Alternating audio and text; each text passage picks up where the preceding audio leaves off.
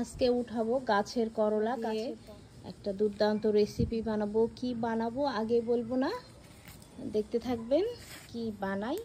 করলাগুলো বেশ বড় বড় হয়েছে, ভাবলাম উঠিয়ে নিই, কিছু একটা রান্না করি। একেবারে ফ্রেশ করলা, এইভাবে সবগুলো করলা আমি তুলে নিব। করলাগুলোকে কেটে নিব।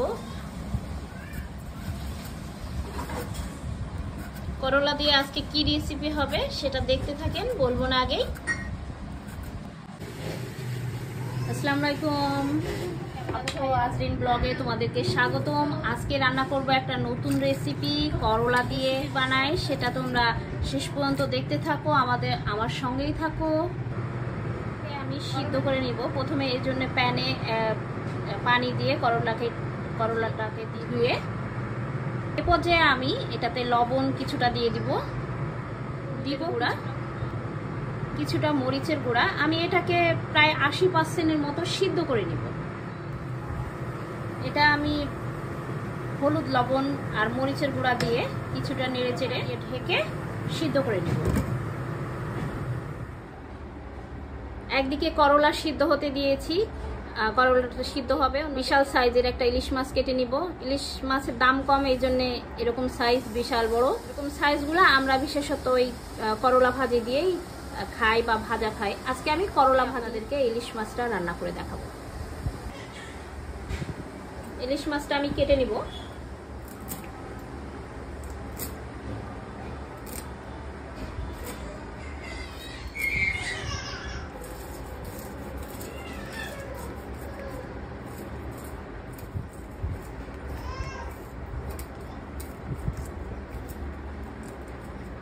এক পাশের আমার চোকা ছাড়ানোর শেষ।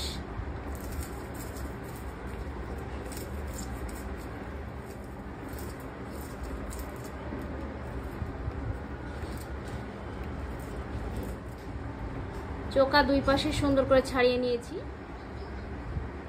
এই মাছটাকে কেটে নিব।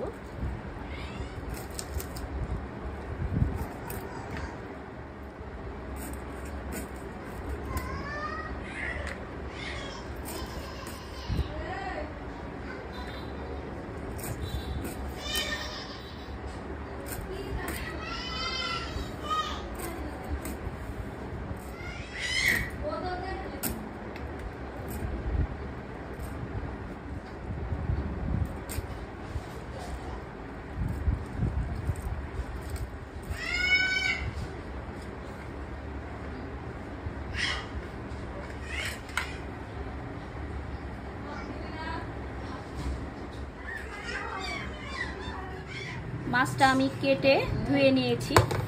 আমি এখন লবণ হলুদ মাখিয়ে নিব। হলুদ, মরিচের গুঁড়া ভালোভাবে লবণ মাছের সঙ্গে মাখিয়ে নিব।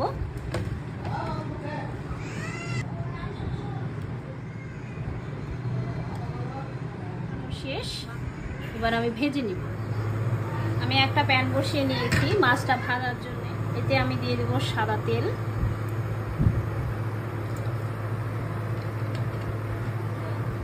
আমার তেলটা ভালোভাবে হিট হয়ে গেছে, আমি এতে মাছ দিয়ে দেব।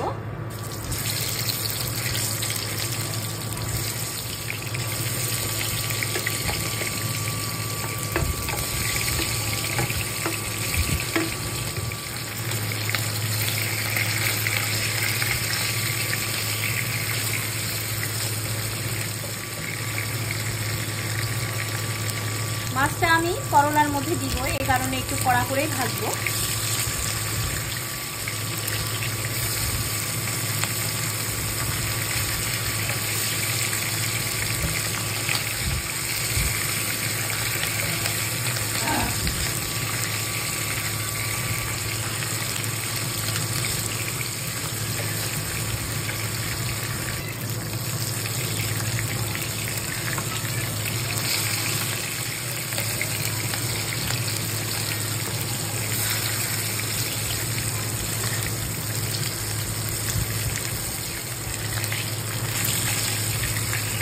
মাছগুলো আমার ভাজা শেষ, এখন উঠিয়ে নিব।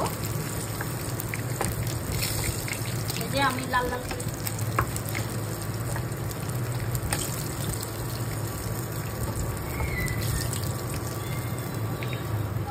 উঠিয়ে নিলাম। এই তেলে আমি পেঁয়াজ দিয়ে দিব। আমি পেঁয়াজ কুচিগুলা দিয়ে দিব।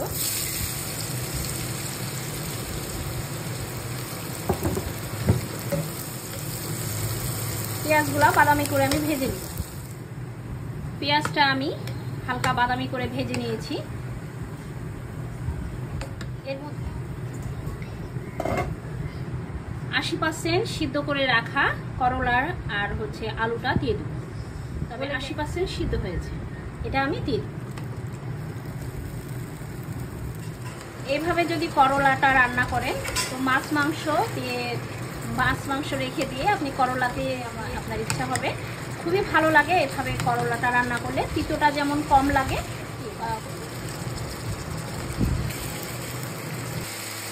এভাবে বাসায় দেখবেন রান্না করবেন, কেটে কুটে 1 প্লেট ভাত নিমিষেই শেষ করে ফেলবেন।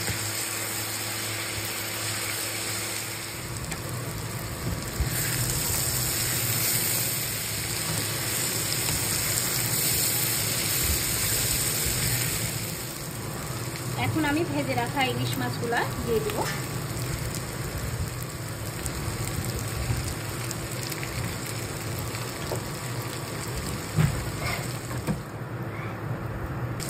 মাছ দেওয়ার পরে আস্তে আস্তে একটু নাড়াচাড়া করতে হবে যেন মাছগুলা না। রান্না প্রায় হওয়ার মধ্যে মাছটা দিয়েছি, এজন্য চুলার হিটটা একটু আস্তে করে দমে রেখে দিলাম আমি কিছু সময়। তাহলে যে ইলিশ মাছটা দিয়েছি এটার ফ্লেভারটা ওই করলার মধ্যে গেলে সেটা তখন খেতে ভালো। এই জন্য আমি চুলার জালটাকে আস্তে দিয়ে রেখেছি। দেখো কতটা লোভনীয় লাগছে। এটা যে জিনিস নাকি দেখতে ভালো লাগে খেতেও দারুণ লাগে। আশা করছি খেতে ভালো লাগবে। বাসায় অবশ্যই ট্রাই করে দেখবা একবার। ভালো লাগলে কমেন্ট করো, শেয়ার করো, সকলকে দেখো। সকলে ভালো থাকো, সুস্থ থাকো। আল্লাহ হাফেজ।